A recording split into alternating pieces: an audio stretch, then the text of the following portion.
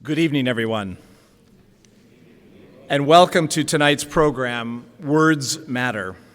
I'm Father Pat McGrath. I have the great privilege of serving as the president of Loyola Academy, and on behalf of all our students, faculty, staff, and board of trustees, I welcome you to Loyola. We are honored by your presence here tonight. Please feel at home. Please feel welcome here at Loyola. My task is to introduce you to our panelists for this evening and then set them loose for their conversation, a follow-up to many conversations they've had to this date. First, we are very, very blessed to have in our presence tonight Fritzie Fritzshall.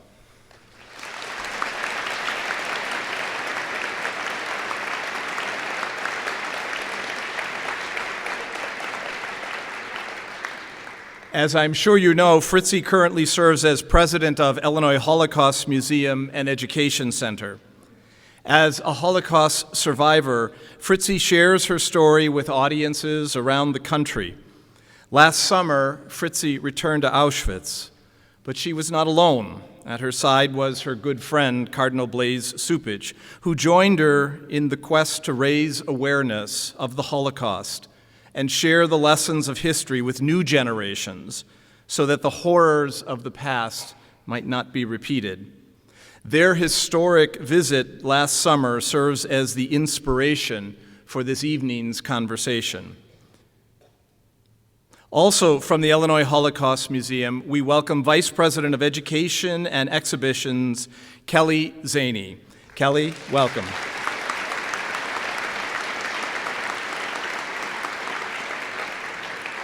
Kelley will serve as our moderator this evening. Also, we are blessed this evening to have with us a familiar face to everybody in Chicago, Alan Krashesky of ABC 7 Chicago. Alan, welcome. Alan has reported and shared major news stories with Chicago viewers for more than 36 years, including his ABC 7 exclusive about Fritzie's return to Auschwitz with Cardinal Cupich.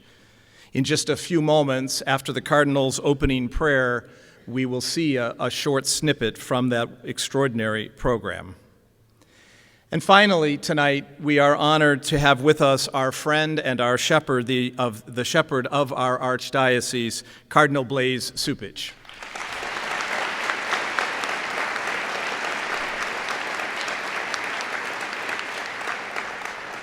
Originally from Omaha, he was ordained to the Catholic priesthood in 1975. He was appointed Bishop of Rapid City, South Dakota in 1998, and in 2010 was then appointed Bishop of Spokane, Washington. In 2014, Pope Francis appointed him Archbishop of Chicago. In fact, today is the 5th anniversary of his installment as the 9th Archbishop of Chicago. Happy anniversary.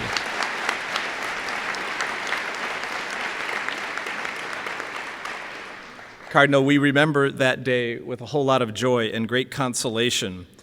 In 2016, 3 years ago tomorrow, Archbishop Cupich was elevated to the College of Cardinals by Pope Francis. We are grateful and blessed to have Cardinal Cupich as our leader, as our shepherd, and as our friend. Ladies and gentlemen, I'd like to invite to offer an opening comment and prayer, Cardinal Blase Cupich.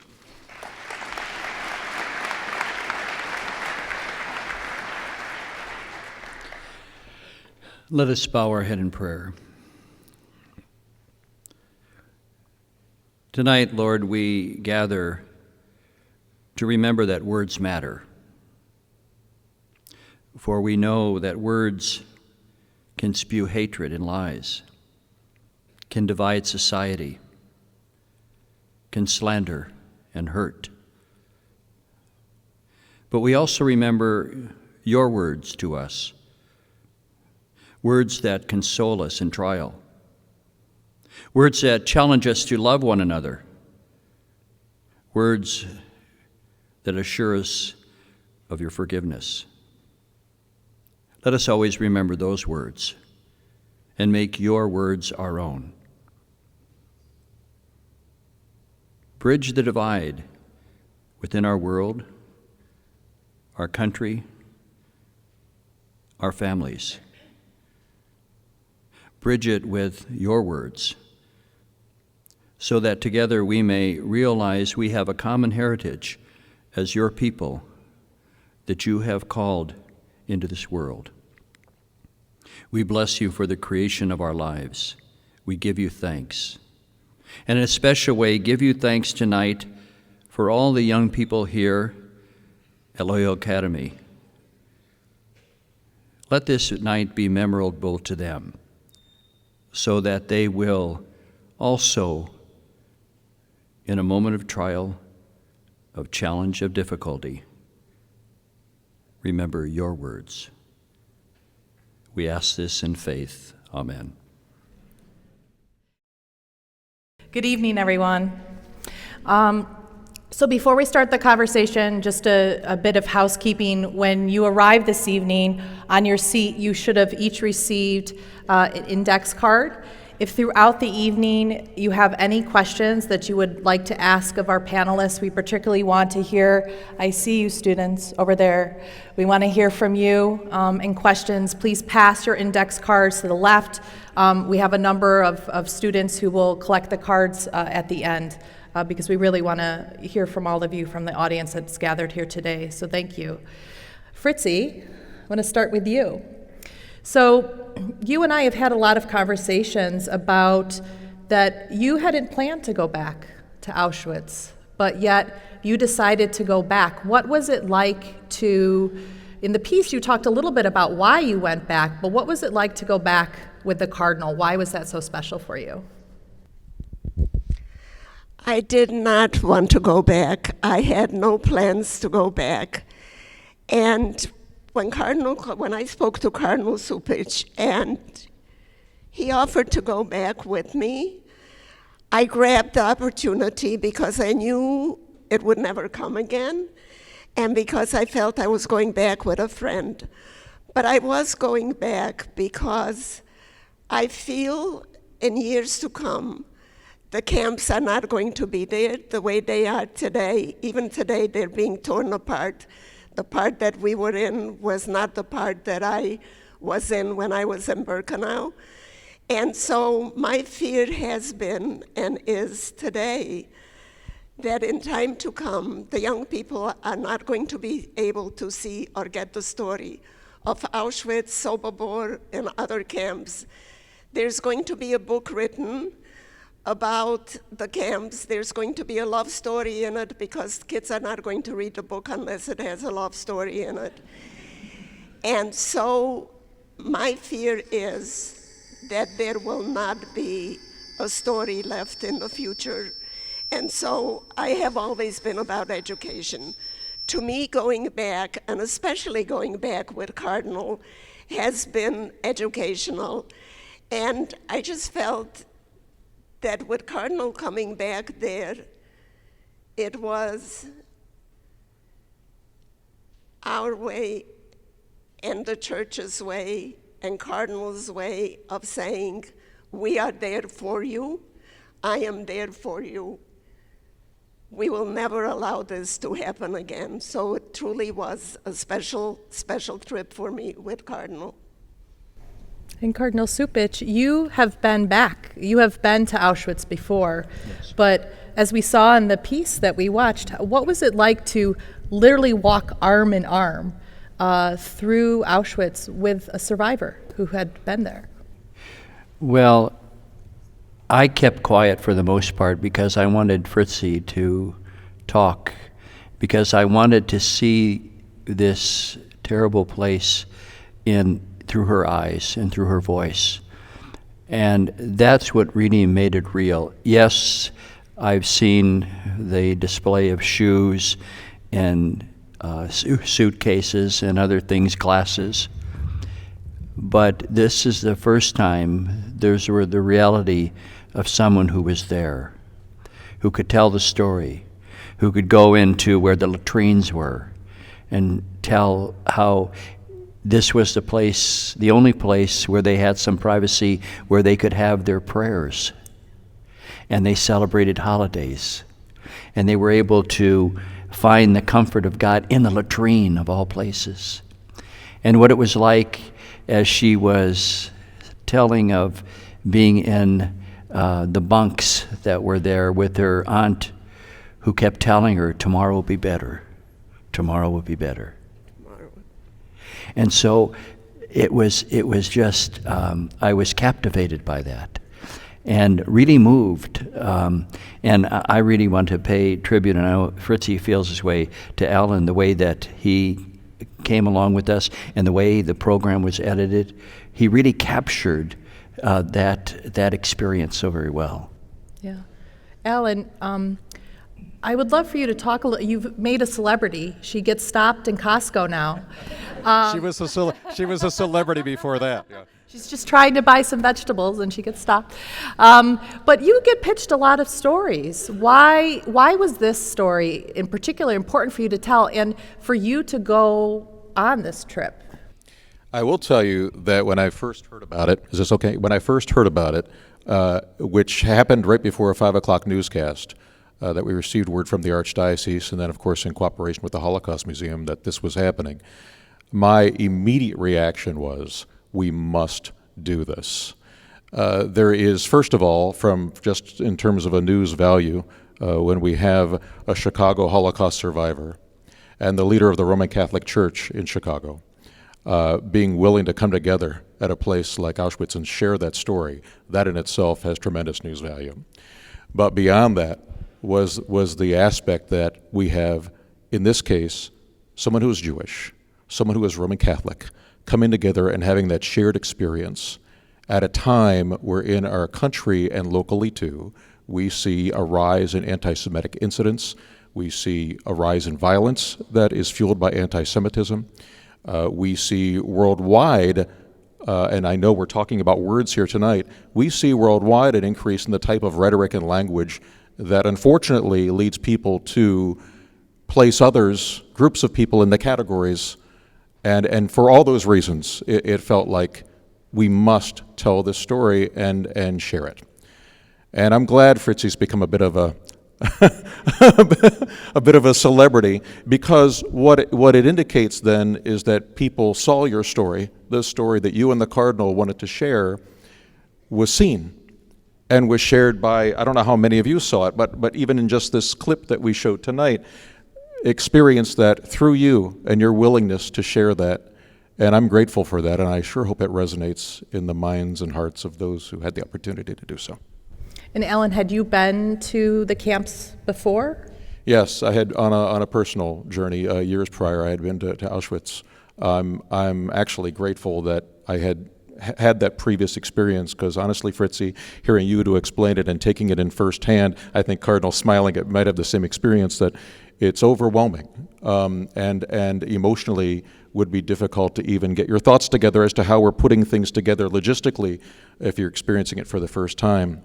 But I also felt that responsibility for those who will never make that journey, for those who perhaps have not visited the Holocaust Museum here or elsewhere, for those who've never been to Jerusalem to tour Yad Vashem, that they might in some way capture that experience and have it in their hearts too.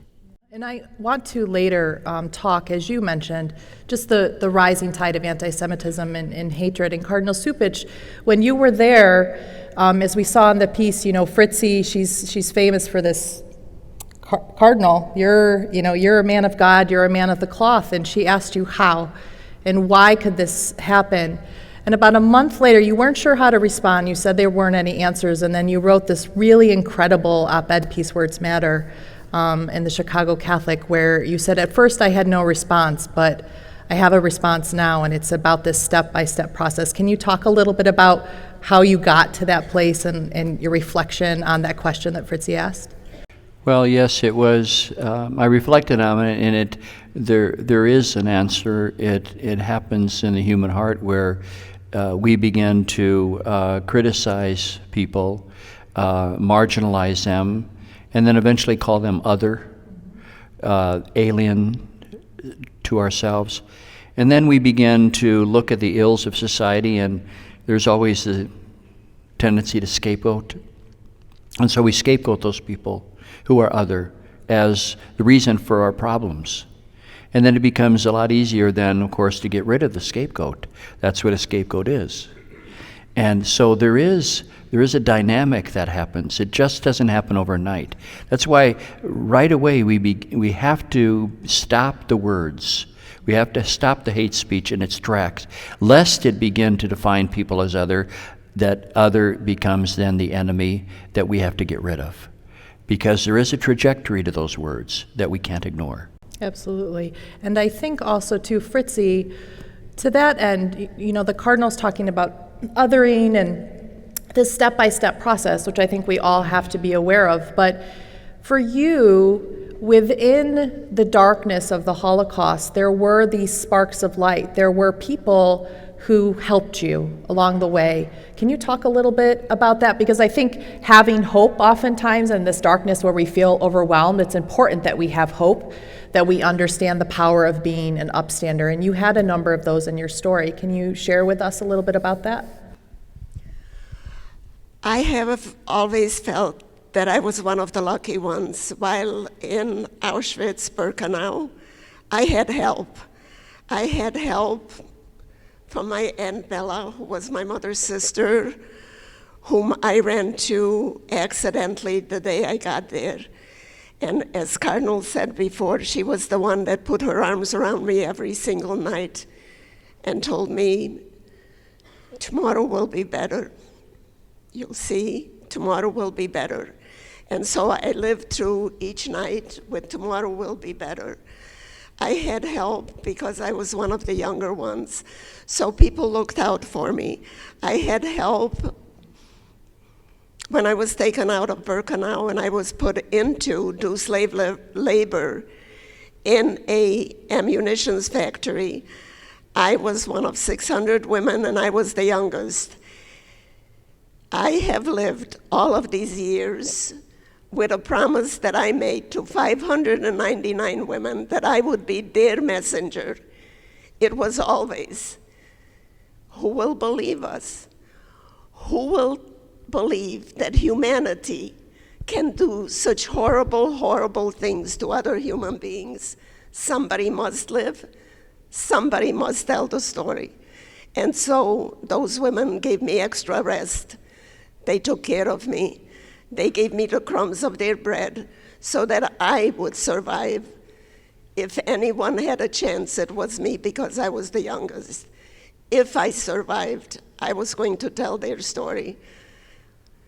For many, many, many years, I couldn't and wouldn't. And so once I opened that window where I realized I made a promise, I have done it all of these many years, through the Holocaust Museum, through films, through going back to Auschwitz with Cardinal, so that the stories are there and the stories are remembered. And so, because we survivors are older, who will tell our story? So we need to leave this behind, whether it's on films, whether it's through speaking, and we must, Cardinal Cupich, we must remember words heard.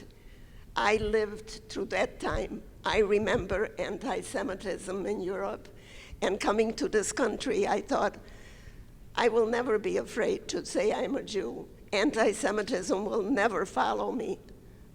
I think I was wrong, wasn't I? It did follow me, and so we are here today to really speak up that words do hurt.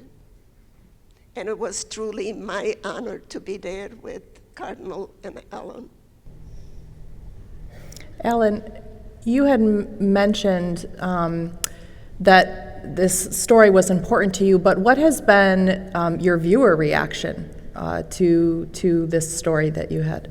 It's been very positive. I know initially when it aired, we heard immediately from people who had taken the time to see it and were responding. A lot of that response online or through our website, and But I will tell you, and with Fritzie, where she's a celebrity at Costco, but it's the type of thing where honestly, even today, if I'm in Costco or if I'm going through Jewel or wherever I might be, if somebody's going to stop to talk to me about something, it's not unusual for it, the majority of the time, for it to be about your stories that you shared at Auschwitz that day.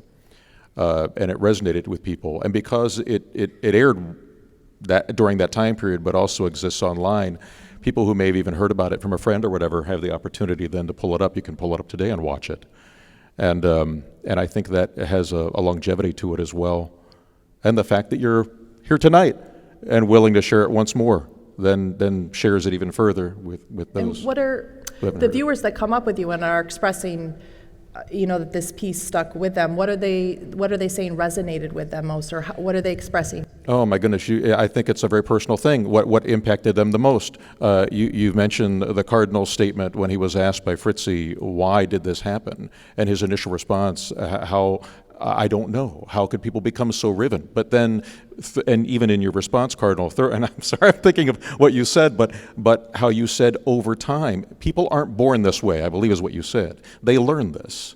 They learn this over time. Children are not born racist. Children are not born to be bigots. And this resonated with people. Fritzie, when you've mentioned the latrine, the lavatory that became holy ground, the one spot where the prisoners could go, where the Nazi guards wouldn't bother them, and for that reason they were able to worship. Fritzie, when you mentioned where you slept and how you slept with the women next to you, laying there side by side at the turn all at once, and of course the 599, which you just mentioned too, the 599 women who gave of what little, if anything, they had, so that you could be here tonight, so that we would know, all of us would know what happened there, and you're the eyewitness. It's one thing to go to a museum and see it, and to hear you talk about it, even as a hologram in the Holocaust Museum in Skokie, but quite another to have you stand there, and as much as you didn't want to be there, and do that so that we could all experience that personally. Thank you. So I wanted to shift gears a little bit. Cardinal Cupich, last Wednesday, and I noticed it was on the slides, departing from his prepared remarks for his weekly address for the papal audience in Rome, the Pope stated that in the last century, we saw so many brutalities against the Jewish people, and we are all convinced that this was over. But today, the habit of persecuting the Jews, brothers and sisters, is here reborn. This is neither human nor Christian. Do you have thoughts on, comments on that statement? I'm not surprised that Pope Francis said those words. I know, just talking to him, that he cares deeply. In fact, he had a weekly, or I guess a monthly program with a Jewish rabbi on Argentinian television in which they would talk about scripture and other things. So he's had a real fond affection and friendship with many Jewish people. But he also feels as well that the Holocaust is a historical tragedy that did not happen out of the blue, that there were steps that were taken, and that's why, as I said before, he's aware of the power of words to inflame folks who otherwise are human in other actions, and to change their outlook on humanity. So I'm not surprised that he said that. And he's also, the Pope is an individual who is very aware of what's happening in the world today.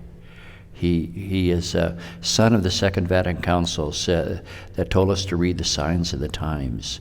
And he has that ability. I think he has the ability to turn a phrase, to introduce a topic that otherwise is off the radar screen of other people, because he's so sensitive to what's happening in the world today. Where do you see, to build upon that and what Pope Francis said, where do you see the state of Jewish-Catholic relations today and going in the future? Well, of course, Nostra Aetate was a document from the Second Vatican Council that really helped open a pathway forward that denounced anti-Semitism, that also debunked all of these other kinds of theories about Jewish responsibility for the death of Jesus, and it was very clear and demonstrative. And so that was the launch pad, but it wasn't the landing pad. It's up to us to come together. We come together here in Chicago every year at Loyola University, DePaul, and other places to have the Cardinal Bernardine lectures, which really helped the Archdiocese move forward. The Cardinal was really very instrumental in that. So it was, I think it's all up to us right now to continue what was done at the Council, but also to make sure that we take the opportunity to be in communication with each other, and to let the Jewish community know that whenever there is an attack on them, it's an attack on us, and that we respond. Because nobody's exempt from hatred. If people aim their hatred at a certain group of people because of who they are, their religion or their race or whatever, no one else is exempt in the world. And that's why we have to stop it in its tracks. Absolutely. And Fritzie, to build upon that, you know, at the museum, we often talk about this idea of using the power of your voices and choices to stand up and to speak out, to not only remember the past, but to transform the future. But you and I have had some pretty intense conversations about, as we talked about earlier, and Alan referenced, just the rising tide of anti-Semitism, you know, what we witnessed in Charlottesville a couple of years ago. As a survivor, we can imagine in a small way how that might make you feel, but I guess what would be your advice for us this evening, you know, in this kind of tumult that we're experiencing in society today, from your perspective of how we can be addressing this? I think that we have a lot of young people here today, I was told. I mean, the lights are so I can't see what's out there. But it's like talking to God, you know. You know they're out there, but you can't see them. Actually, Cardinal, I'm talking to you today because you were the one that held my hand while I was walking through Auschwitz. Thank you. And I think that we at the museum try to do by teaching the young that come to us every single day. We get 700-800 students. And we try, I think, only through education can we do something. I think what we're doing today, the dialogue that we're having today with Cardinal and Ellen here, I think is really good. It's helping the community to see that we can do things together, we can make things better, we can work together as a community. If we see something or if we hear something where it hurts the next guy, we can stand up and speak out. Oftentimes we don't because we just let it pass. But we try, and my thing has always been through education. And I think, Ellen, going back to you, I think you did a great job on the film, the way you ended it when anti-Semitism. And this is what we were trying to show and trying to accomplish. The fact that Cardinal and I went back to Auschwitz together, as Kelley said, and as you said, the Catholic Church and the Jew. So it's a start. It's a start for all of us, and it's a good start, and we all need to be aware, and we all have to try and do better. So Fritzie, you had mentioned the young people. You know, you were a teenager when you arrived at Auschwitz. What is your advice, your message for the young students in the audience today that were your age when you arrived at Auschwitz? Talking to me? Mm-hmm. My advice is you need to learn, we survivors know that there's a lot out there that people don't believe that the Holocaust happened. The revisionists, television is full of it, and the Holocaust just did not happen. And we, the survivors, and through the museum and through the films and what we're doing here today, we're trying to teach the world that it did happen. And so I think only through education can we do whatever it is that we try to do. Alan, is the way that you're either reporting or the stories that you're covering changing with the world that we're seeing today with this rising tide of hate, or just your role as a journalist? Is that changing? We're talking a lot about the idea of that words matter and the power of truth. Well, a couple of things I'd have to say about that. One is that, first of all, I'd say I wish that we didn't have to cover the things that we see happening in our world around us that are reflective of hate being the fire that began it, first of all. But I would also say that, and Fritzie's alluded to this, that there are a lot of things out there, a lot of stories out there that are deliberately spreading things that are not true.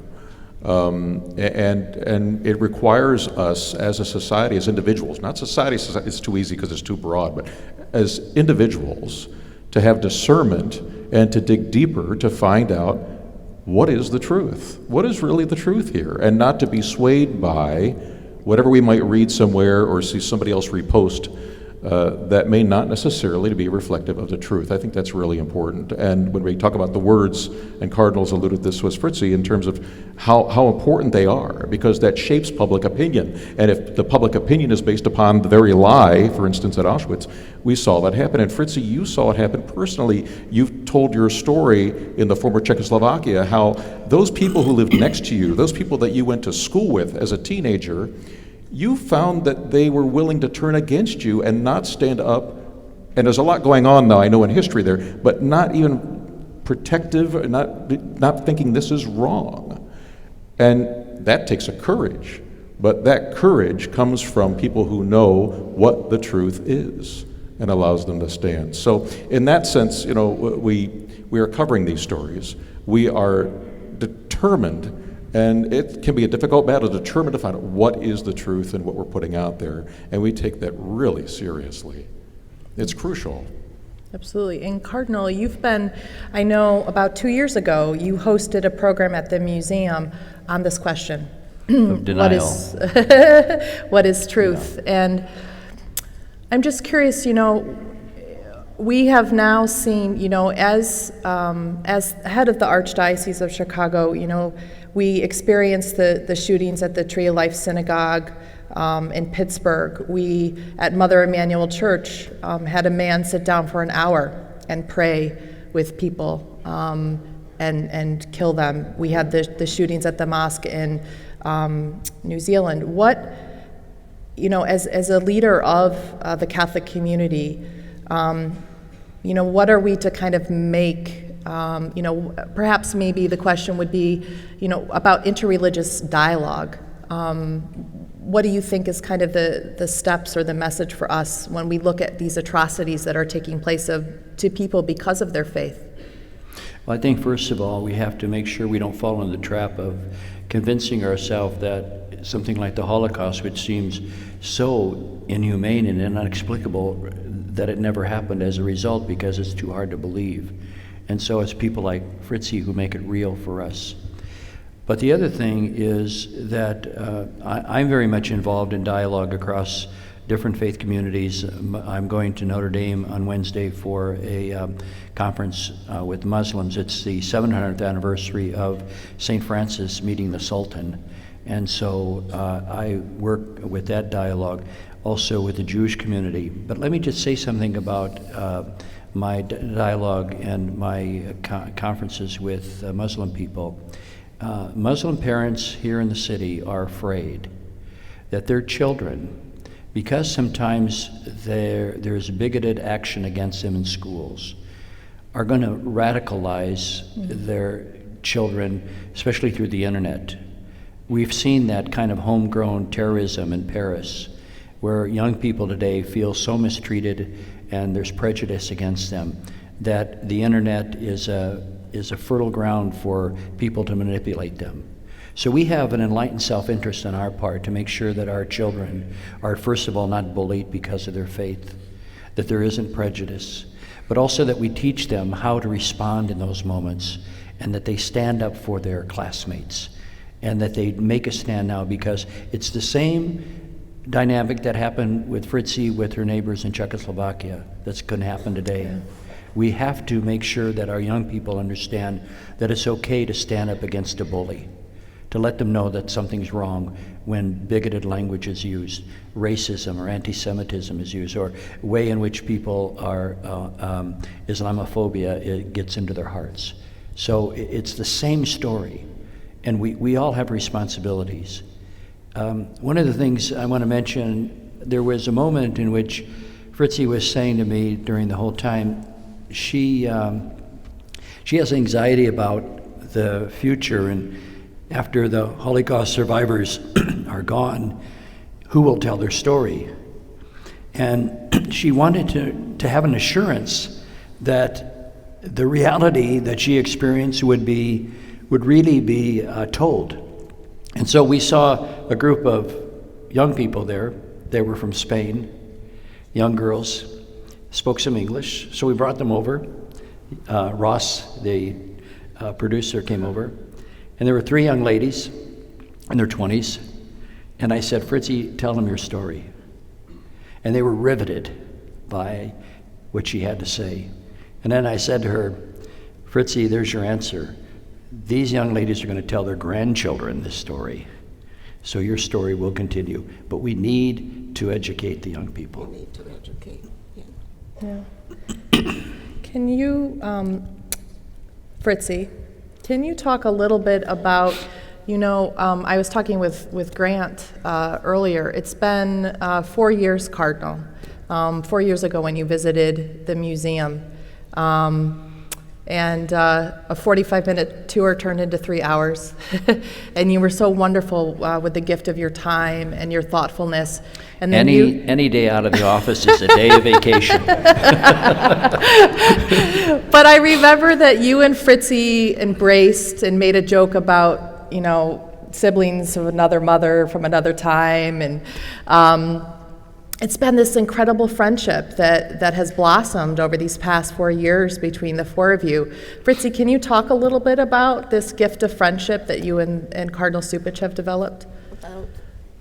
About your friendship. About our friendship. So I'm going to start by telling you one story. I hope it's true. 3 years ago, the Cardinal come to the museum 4 years ago. Cardinal walks in, and when you come to the museum, everybody stands there if a dignitary comes, and everyone wants to meet the dignitary. And of course, Cardinal Cupich, being Cardinal Cupich, head of the Archdiocese in the city of Chicago, we all ran and wanted to meet Cardinal. And I sort of stood back, because here I am, this Jewish woman, going to greet Cardinal. And Cardinal walked up to me, and I looked at Cardinal and I said, how does a Jewish woman greet a cardinal? Do you remember the answer? No, you tell me. Cardinal looked at me and he said, you just did. And I consider Cardinal a friend, and we were just talking a few minutes ago during dinner where Cardinal said to me that he feels he's been my friend or will be my friend all of my life, and I truly value that friendship. But we are here today to talk about anti-Semitism and teaching and what words do. And I have to tell you, having lived in Europe and having lived through anti-Semitism, I remember the days before Hitler. The anti-Semitism in Europe was really, really rampant. And yes, it was taught in the home. Our friends turned against us, and we had no place to turn. We had no one to help us. And I just felt, with Cardinal's help, going back to Auschwitz. Those days are gone. Our neighbors are there for us. Cardinal's there for us. and our memories will be carried on. So thank you. Alan, do you want to talk a little bit about the friendship you witnessed from your perspective? Yes, it was wonderful, and I think, I hope we accomplished this, because it's difficult sometimes when you're tagging along with a television crew to not have that be intrusive. And there were certainly times where I felt like I needed to just jump in and ask either one of you a question along the way, but it was really wonderful to see, and you did see that actually in the stories and in the half-an-hour special that we did, Cardinal with Fritzie, even walking through the gate there at Auschwitz I, and then later at Auschwitz-Birkenau, being there together. There are a number of moments I'll never forget that made an impression upon me, and I don't know how many times I've seen the video that you've watched here this evening. Every single time I see it, it gives me a chill to watch it, every single time, even in the editing room as we were putting it all together. And that's an emotional reaction, I know, but there's a deeper reaction to that as well. And when the two of you were down at the far end of the railroad tracks there at Auschwitz-Birkenau, and you're actually standing in front of the ruins of the crematoria that are next to the ruins of the gas chamber there. And as the Kaddish was said, and the candles were lit, and Cardinal, you said, we light a lot of candles in the Catholic Church, but whenever I see a candle burning, I'm going to be thinking of you. And Fritzie says, that's a nice thing to say. It's very simple, but it is so incredibly special that this friendship exists, and people can share that together, and they have through this experience. Before this experience too, but to be able to show that publicly was really, honestly, it was special for me to take it in. Absolutely. And Cardinal Cupich, how about for you? What have the gifts of friendship been for you with Fritzie? Well, we hit it off right away. We just kind of clicked, and friendship is a gift. It just comes. You can't go up to somebody and say, "I want to be your friend."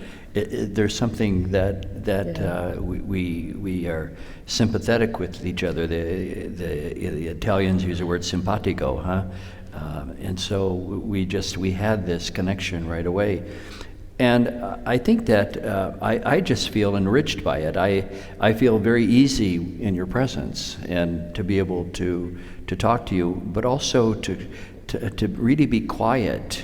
This is a friendship that, for me, on my part, requires me to be silent in the face of the great mystery that has happened to her life. That's very unique. I've never met and had a friendship with a Holocaust survivor before, and so it's a unique friendship. But my end of the friendship is sometimes just to be quiet and let things happen and let things be said. Good listener. Fritzie, so we're going to take a couple of questions from the audience.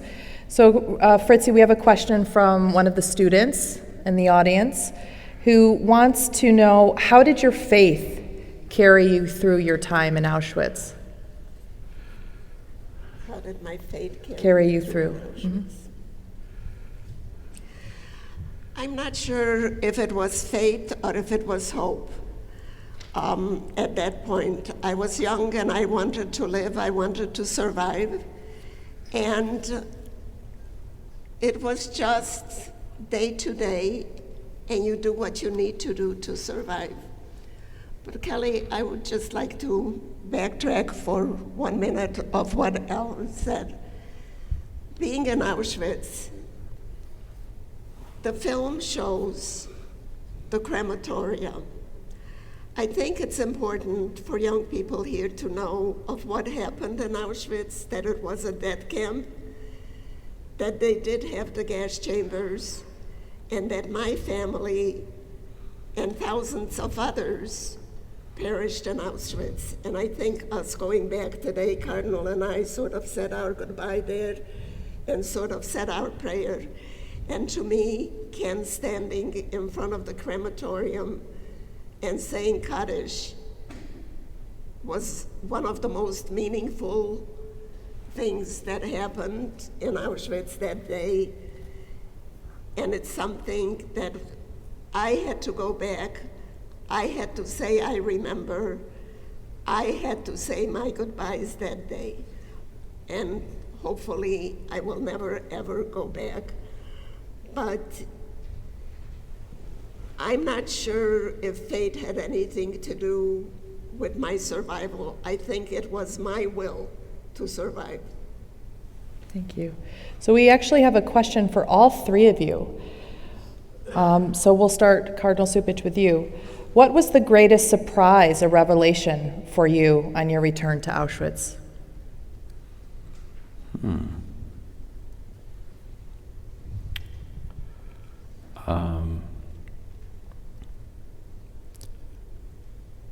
I don't know if surprise is the right word.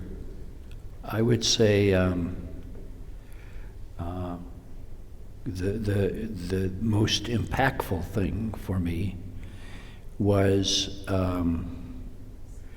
that I could actually experience through Fritzie in a whole different way what the Holocaust was about.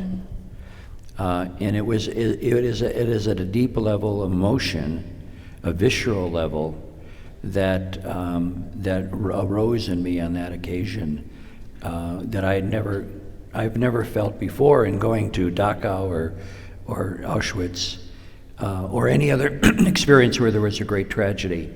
But there was a visceral reaction that maybe surprised me or that had an impact on me. And Alan, what about you? You said you had been there before personally. On this return back, what had the most impact or was the greatest surprise or revelation? You know, I wasn't thinking of the word surprise as I was driving over here tonight, but I tell you one thing that did occur to me, and Fritzie, you mentioned this a little bit even as you spoke tonight, about how there were areas of the camp that you had not been to when you were imprisoned there.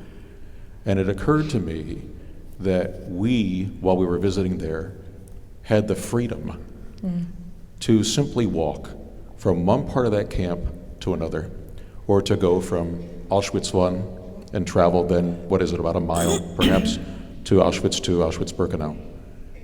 And you, as a teenager, were not even able to do that. There was no freedom. There was no ability to say, I want to go from here to there at all. And as we were visited, and we were there one day, we traveled more in that time period in the hours that we spent there than you would have ever spent as when you were imprisoned at Auschwitz. And Fritzie, you've been back quite a number of times. This time, was there a particular moment or area that you went to in the camp that had an impact on you, or was a revelation, as the question asked for you this time around? Something new or different? I can't hear you, Kelley. Was there something new or different about this time to Auschwitz for you? Yes, this time I had been back to Auschwitz, but this time the camp didn't look the same to me. First of all, we went into Auschwitz I, where the artifacts were, I remember Cardinal Cupich coming out after seeing those artifacts where everything was left, the head and the crutches and everything, and you were a little green. This time going back, we didn't go into the women's camp because we didn't have enough time to go into the women's camp, the area that I was in. The camp looked a little different to me, and a lot of it was torn apart, I found, but my memories were the same. When I walked in, I smelled it, I was cold, and I was hungry, and I looked on the ground of where I was walking, and it put me right back in there. But I always knew that I'm here on a visit today, I will be leaving here, so it was a different feeling. But the fear was still there the minute I walked in.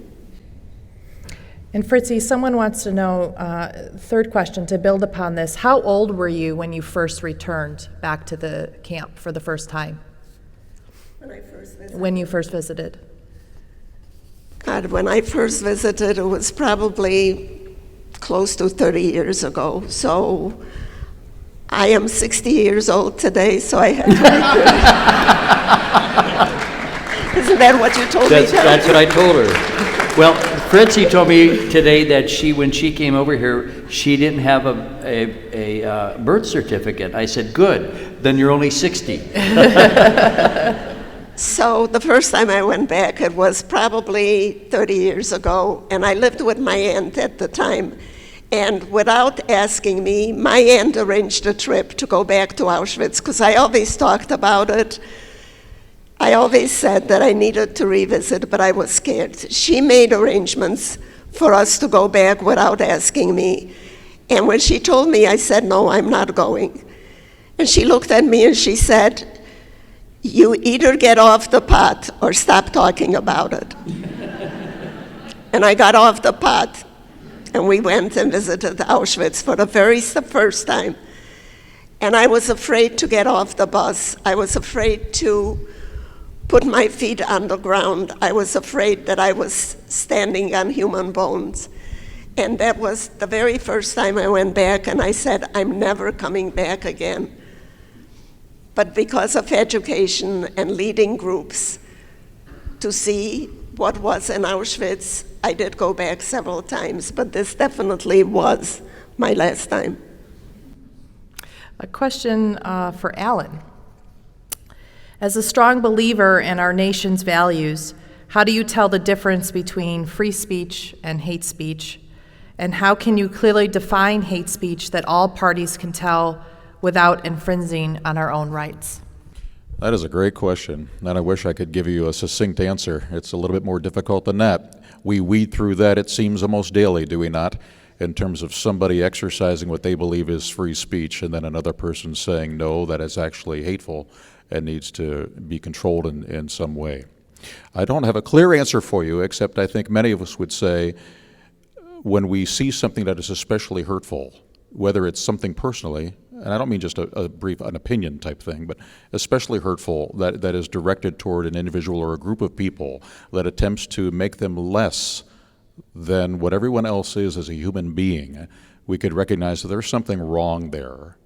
Now, we may not legally define it as hate speech, let me just establish that, but that there's something that needs to be questioned there, and something that, where is this coming from and why is somebody doing that? I'm not a legal scholar and certainly not a constitutional lawyer, but I think we could at least start there. And to kind of build upon that, maybe for you, Cardinal, how does social media affect the language of hate, both positively and negatively? Well, social media today allows people to be anonymous in their hate speech and not be held responsible. That's one of the things I think we haven't figured out as a nation or as a world, how we're going to deal with social media that can be derisive of people, try to diminish their humanity, and then get away with it because they're really not being held responsible because they're doing it as anonymous people. A lot of it is anonymous today, and I think there has to be a solution here. But the present situation is not good. We see this as well. Young people today have bullying, cyberbullying against them, and some of that is not anonymous, it's known by others. But yeah, nonetheless, there is a layer that separates us from actually confronting a person who says this. We can do it at a distance, and yet it is just as impactful, and even more so because the recipient of that hate speech is all alone when they hear it. And there are no filters by which they can, especially if they're a young person, that they have in order to respond to that in a healthy way. And it does diminish their humanity, it gives them a sense that their humanity is diminished. But it is, I don't think we need a national debate, it seems to me, on what we're going to do with social media today that is especially anonymous and hurtful. It is very corrosive, I think, to public debate, but also to especially our young people. Absolutely. Fritzie, a question for you to build upon what Alan and the Cardinal have said. With the rise of the alt-right and all that it entails, what is the best way to combat anti-Semitism today? What is the best way to combat anti-Semitism? I can hear you. What's the best way to combat anti-Semitism? I don't know. We keep trying, and anti-Semitism is stronger today than it's ever been. We at the museum have spoken out against it. We do teaching. We've talked to the media about it, but again, I think only through education and in our homes, we can do whatever we can do to talk to our children in our own homes. And I'm sorry, I don't really have an answer to that, because the more we talk about it, the more we teach, the more we try, it doesn't seem to help. Anti-Semitism is stronger today than it's ever been. And it scares me, and I think it should scare young people here today, because it is their world and they need to live in freedom. So a question for both the Cardinal and Fritzie. Nice softball question.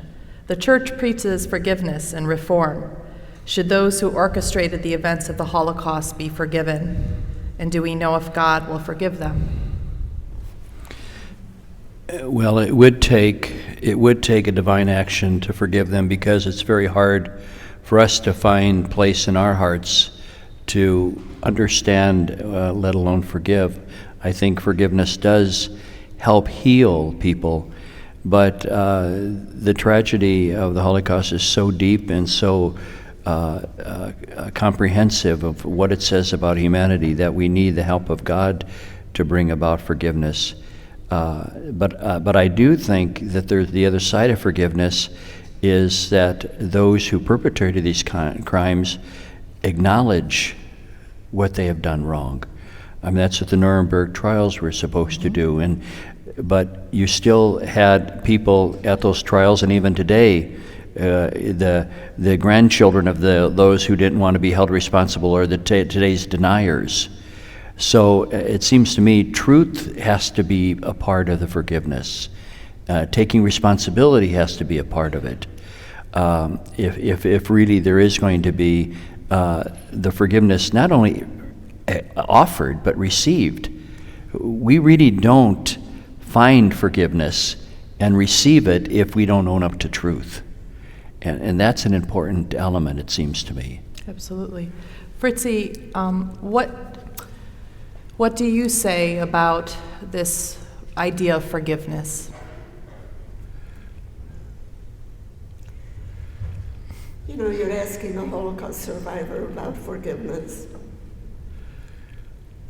I don't think it's up to me to forgive.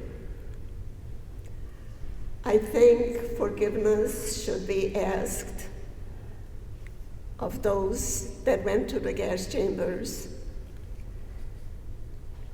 and were killed. I don't think that I have the right to forgive. I do not hate. I do not blame the young people of today. I don't think that the young people of today should pay for their father's sins, but there are many, many, many that are still living with blood on their hands. And who am I to forgive? Do I forgive because they killed my mother, my brothers, my family? Is it up to me to forgive? Do I forget? It is not up to me to forgive. Thank you, Fritzie. Cardinal Cupich, how would you recommend talking to people of different religions when their beliefs don't align with ours? Oh, I think first of all, check at the door your fear of people who are other. Be excited and inquisitive about people who are different. Don't see them as a threat, but see it as an opportunity to really get to know something different than you otherwise. We can't live in our own little silos. And we should not be threatened. I tell young people all the time when they go off to college and they have a pluralistic society that they run into and that was different from their high school years, that they shouldn't think that by interacting with people who are different that they're going to lose their values or what they believe, but that it can be an opportunity for them to get to know a broader world and not to be afraid to interact, to be strong enough in your belief in order to do that, but to really check at the door your fears of people who are different. I think that that's the best way to begin that kind of interaction. I think that's good life advice in general. So a closing question, and Fritzie, this is to you from a senior student here at Loyola. Driving past Illinois Holocaust Museum, the front reads, "Remember the past, transform the future." How would you advise the younger generation to uphold this message?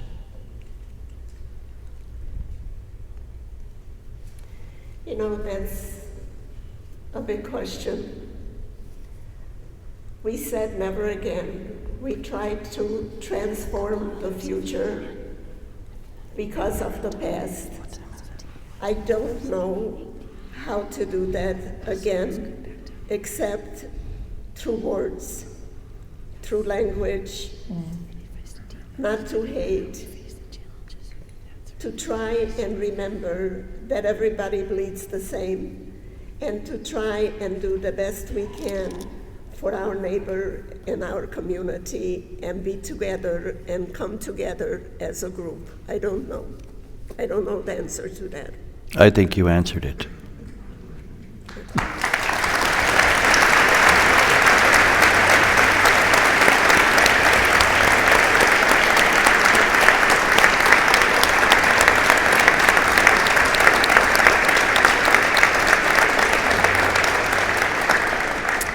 So I want to thank Cardinal Cupich and Fritzie and Alan.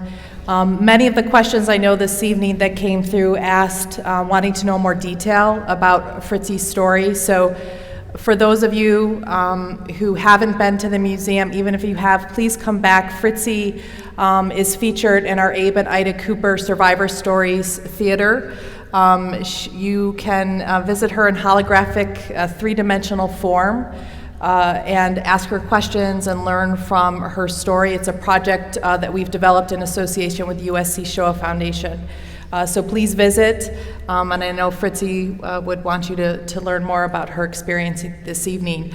I now want to welcome to the stage Rabbi Sam Gordon of Congregation Sukkot Shalom to deliver the closing prayer. Thank you, Kelley. Thank you, Kelley. And Cardinal Cupich, Fritzie, Alan, thank you for this remarkable evening. A classic Jewish folktale tells the story of a rabbi teaching his students about the power of words. On a windy day, he takes his students on a hike to the nearby hills. He has carried a feather pillow with him. And when the group reaches the summit, he takes out a knife and slices open the pillow. The wind scatters the feathers in all directions. The rabbi then turns to his students and tells them to go gather up all the feathers and bring them back to him. They quickly realize that the task is impossible. And so he teaches, "Such is the power of words," explains their teacher. "Once they leave your mouth, they can never be recovered." The children's story is often used to explain the destructive power of gossip, but the lesson is just as applicable to the words of hatred and division.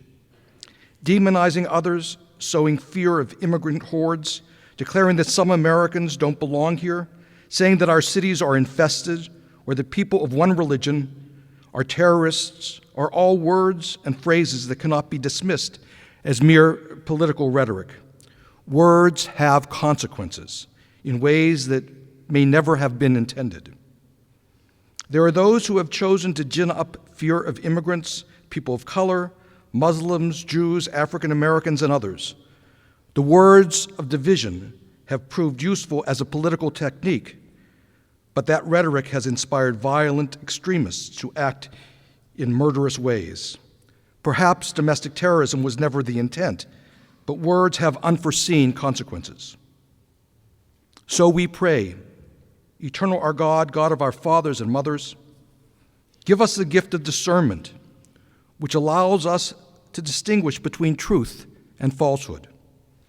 Give us the gift of empathy and compassion, which allows us to see that each one of us is a brother or sister to each other. Allow us to see that each human being is a container of the divine breath, and that we are each the vessels that carry you within us. To deny the dignity and humanity of any one of us denies the presence of the Eternal One in ourselves and the other.